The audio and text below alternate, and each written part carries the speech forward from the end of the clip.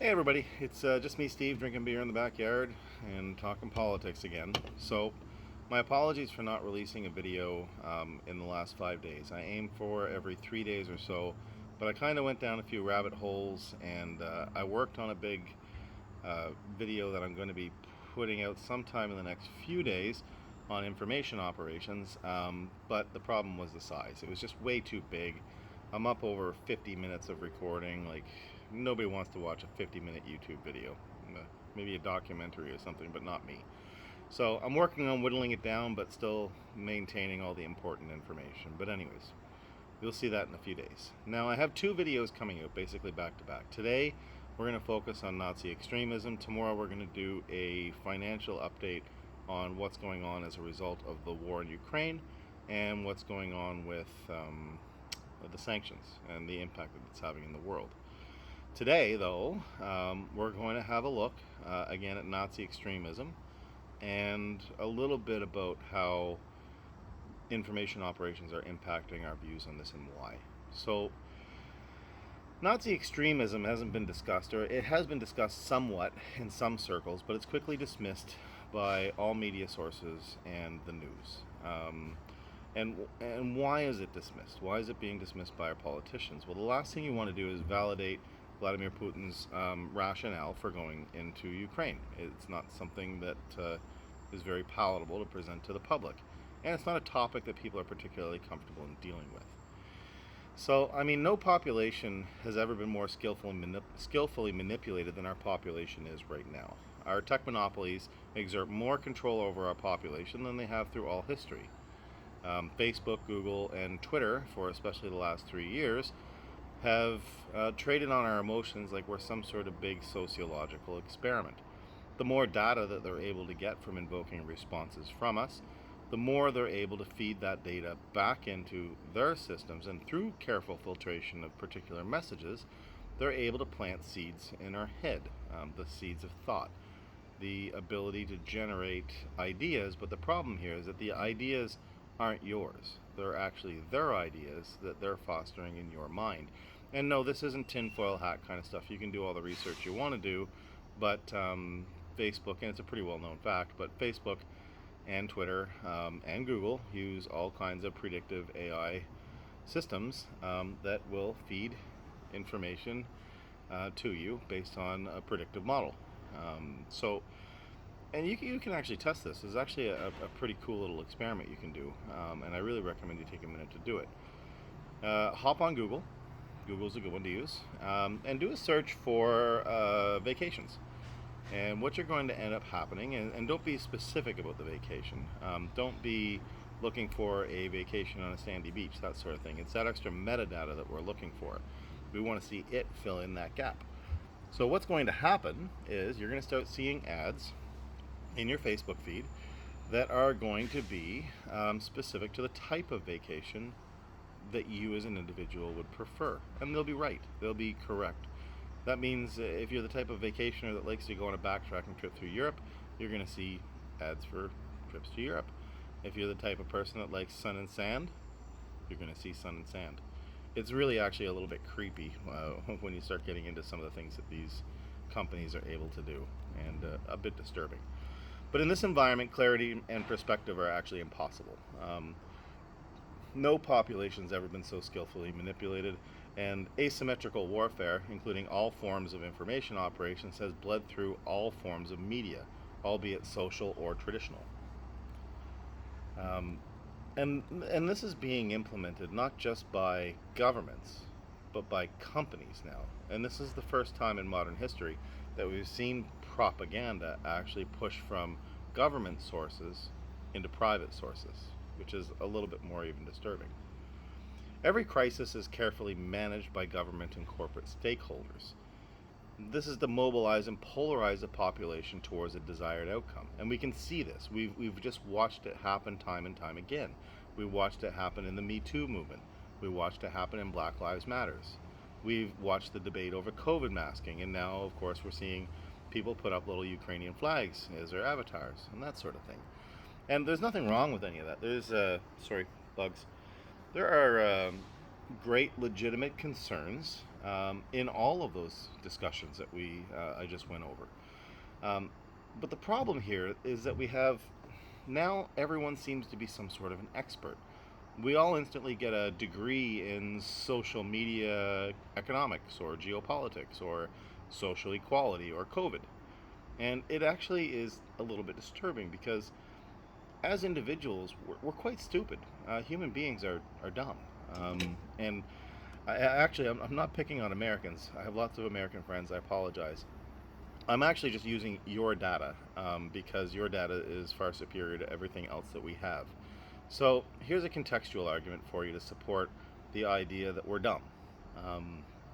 Tough to wrap your head around, but we are. So here's an example with America. So in America, only 17% of adults in the United States could find Afghanistan on a map. Think about this. After 13 years of war, $2.3 trillion spent, and 2,401 servicemen died there, only 17% of adults could find it on a map. Shockingly, only 11% of U.S. citizens could locate the United States on a map. And probably the most disturbing, the Pacific Ocean was a complete mystery as to its location to 29% of all Americans. Think about that, the Pacific Ocean. It's 40% of the world, folks. The Pacific Ocean. You could put your finger on any blue spot, which everyone knows represents water, right, on a map. Any blue spot on the map, and you have a 40% chance of being right. That's almost a 50-50 split. Yet only 29% were able to get it right. So, collectively, we're stupid. So, now, again, I apologize to my American friends. I promise I'm not picking on you. It's just your data is fantastic. And the sample size of the U.S. population is far larger than the population of Canada, so better information. So let's circle back a little bit here. Understanding that we're dumb and understanding that social media companies manipulate that stupidity that we all share. Meta, that's the parent company of Facebook, their representative, the person that is in charge of public relations as it relates to content, is a man by the name of Andy Stone. And Andy Stone said, as a result of the Russian invasion of Ukraine, we've temporarily made allowances for forms of political expression that would normally violate our rules, like violent speech such as death to the Russian invaders. Okay, that's interesting. He went on actually, and they released a press release afterwards, and I want to read the quote from this press release because it's quite fantastic. And this whole thing is a quote. We are issuing a spirit of the policy allowance to allow T1 violent speech that would otherwise be removed under the hate speech policy when A, targeting Russian soldiers, except prisoners of war, or B, targeting Russians where it's clear that the context is the invasion of Ukraine. So, if a Russian citizen now posts on any Meta platform that, rah rah go Russia, we want to win the war, that sort of thing, you're actually allowed to violently threaten them and call them out. That's kind of interesting. And it gets even more interesting than that, actually, because in 2016, Facebook first designated the Azov regiment as a dangerous organization. Now, we're going to go into who Azov is quite a bit more in a couple of minutes. But under the company's Dangerous Individuals and Organizations policy, Azov was banned from Meta platforms altogether in 2019. The group was placed under the Facebook's Tier 1 designation. This Tier 1 designation includes groups such as the Ku Klux Klan and ISIL. Think about this, the KKK. However, on February 24th, the day Russia launched its invasion, Facebook reversed this ban. And they said that they would allow praise for Azov. But that's, I guess, okay, because when asked about it, Azov spokesman Andriy Parubiy said that modern times only about 20% of Azov's recruits are actually coming from Nazi sources or neo-Nazi groups. The rest, I guess, they indoctrinate afterwards. This was reported by USA Today in March of 2015. In the same interview, the spokesman said their brand of Nazism is different. It's better. They do not support Hitler's extermination of the Jews now, and minorities should be tolerated as long as they, oh God, this is hard to read, as long as they are peaceful and don't demand special privileges. Well, I guess that's reassuring at least, right? So who is Azov? Well, in short, if you haven't heard about them already, Azov is an official battalion. They are the Special Operations Battalion in the Ukrainian National Guard. They're based out of Mariupol, and in the Azov Sea coastal region. Unofficially, though, they're much, much more than just a battalion. Azov was founded by Andriy Parubiy. Now, coincidentally, today being the Ides of March, of course, Andriy Parubiy was killed. That's actually quite good news. If you look on Andriy Parubiy's uniform, you would see like a little name tag, usually on the right-hand side, that sort of thing, and usually would have Parubiy there. But his doesn't. It actually has his nickname, which is Belly Vozid. And Belly Vozid, directly translated, means white ruler. You can't even make this shit up. In 2014, he served as leader until 2019. And then he actually had to leave in 2019 because he ended up becoming a member of parliament, and they passed a law in 2019 that prevents you from being both in the military and being in parliament. I guess they saw that that was probably a bad idea at some point. So where did Parubiy come from? Well, in my last video, we discussed the UPA and their history with the Nazis. And of course, a quick summary, the UPA during World War II supported the Nazis, led to the extermination of over 200,000 Jews in Ukraine and all kinds of other horrible stuff they did in Poland. But anyways, the UPA actually ostracized Parubiy because of his extreme ideas. So, who is, well, I guess now, as of today, who was white ruler Parubiy? Well, in 2010, Parubiy addressed the Ukrainian parliament, and he said, "The purpose of Ukraine is to lead the white races in the world in a final crusade, a crusade against Semite-led inferior races." Yeah, this guy was a part of the government there. In fact, he was a cabinet member under Poroshenko. Wow. So, I guess that's the end of that story for him, but his right-hand man, literally the 2IC, the second in charge of Azov, his name is Vadim Troyan. He was appointed to the post of the Kiev Regional Police in 2014, shortly after the election. Of course, he was given that position by Parubiy and his cronies, and Poroshenko, who had the power. He got a nice promotion in 2016 after terrorizing the people of Kiev and leading to the extermination or expulsion of over 12,000 minorities and members of the LGBTQ community in Kiev, and was promoted to the head of the National Police. This is the head of the National Police for all Ukraine. Now, Troyan, who is also a leader of the Patriot of Ukraine group, which is an extremist political party, also formed what's called the Azov Civic Corps, which is a quasi-volunteer policing group made up of about 2,500 people. And their mission is to assist local police forces, which, I mean, kind of sounds good in some ideas, except this is an Azov group. So, of course, the underlying message is Nazism. So, start drawing the threads together. We have political leaders, we have police leaders, and we have physical police who are Nazis, or at least police assistants. So, I mean, nothing bad has ever come from a paramilitary policing group with a documented Nazi leader being directed by the same leader who's also leading a political group, right? And some people might say, well, it's a marginal political group. It only got 6% of the vote. Well, Poroshenko, in contrast, only got 21% of the vote in Ukraine because there were so many people running. So 6% compared to 21%, sure, 4 times more, but it still represents a lot of people. And dangerously close to being able to have real power. So, I'm not going to get too much into the individual cases of persecution when it comes to the gay community or minorities in Ukraine. There's actually two fantastic reports I put down in the reference part of the video. You can read up on that if you want to. One's the UNHCR, United Nations Human Rights Council's investigation that they had into it, and the other is the document that was actually deleted from the U.S. State Department's website, which I was able to find through using Google Cache. Thankfully, there was a cached copy.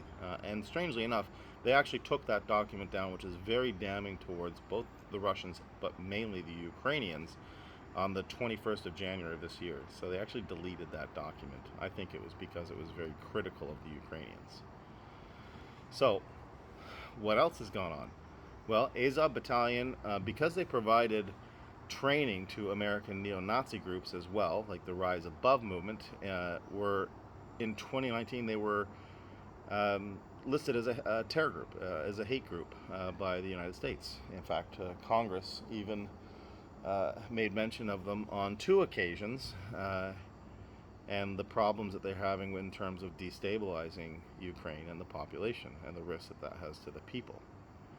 So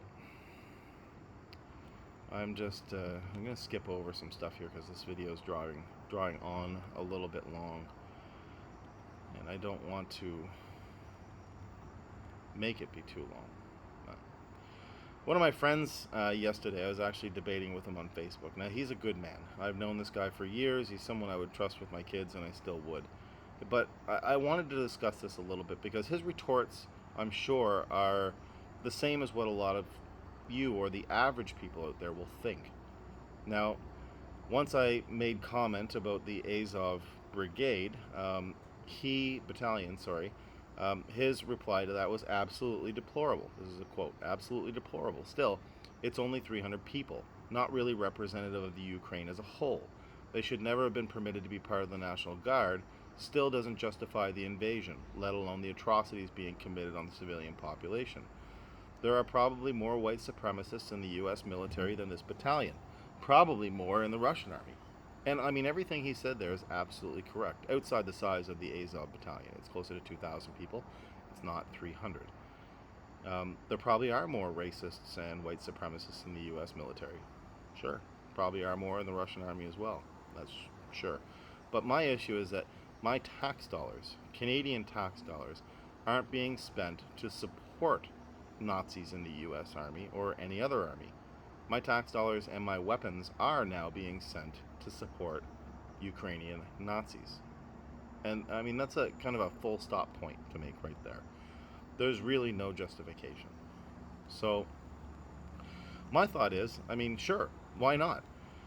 Let's cut ties with every single government, every paramilitary, and every individual who actively supports hate. If you're going to propagate Nazism, Canada, by virtue, does not want to do business with you. And this is really the message that we need to send.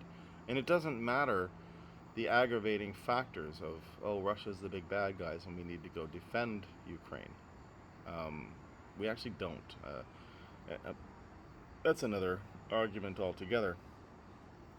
But the existential argument we have here is one that we've used at home many times over. If you allow it to happen, you're just as guilty as the person who did it. And that sentiment's even ingrained in our legal system and that of the U.S. Most demonstrable example, of course, in the U.S. would be their felony murder laws. This is how a person who helped plan a terror attack but didn't actively participate in the execution can be charged with the same crimes as the perpetrators. We have similar legislation in Canada. These are our ideals. So why is it that we would allow equally egregious behavior from our so-called allies? Why are we not holding them to the same standards that we hold everyone else to?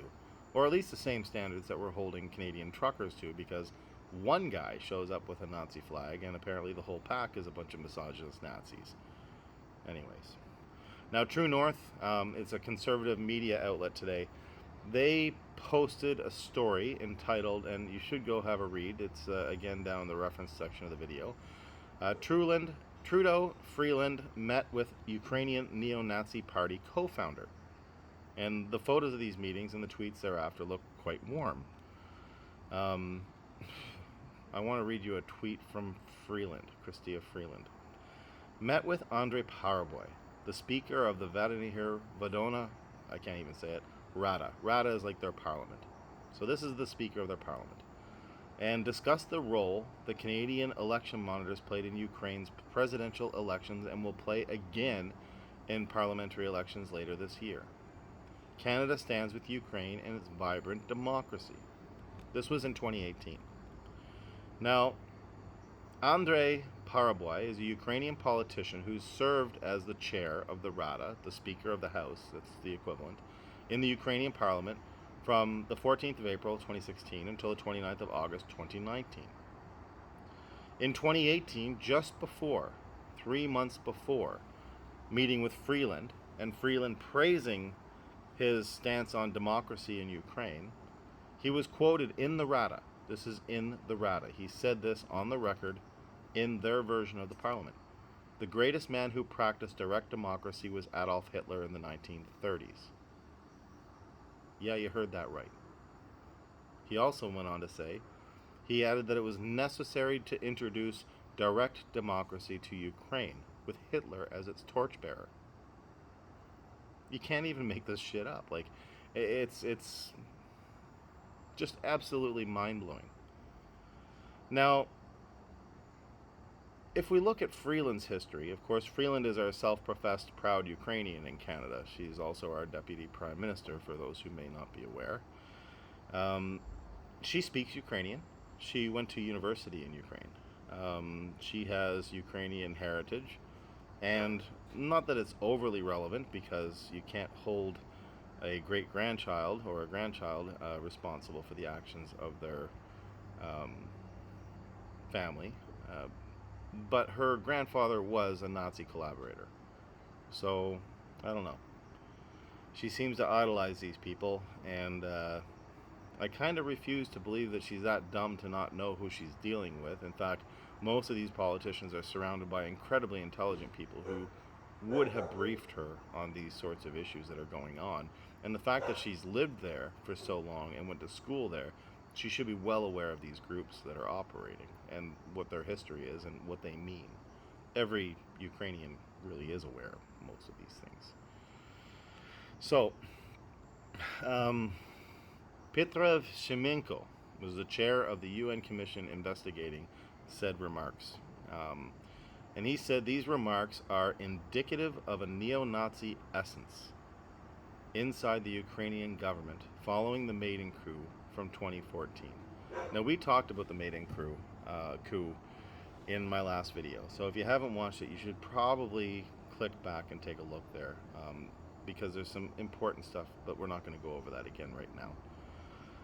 But basically, the UN is saying in that summary, and it's that excerpt's from the report that I've referenced down below, they're saying that, yeah, since 2014, neo-Nazi essence is really what kind of makes up what's going on in Ukraine right now.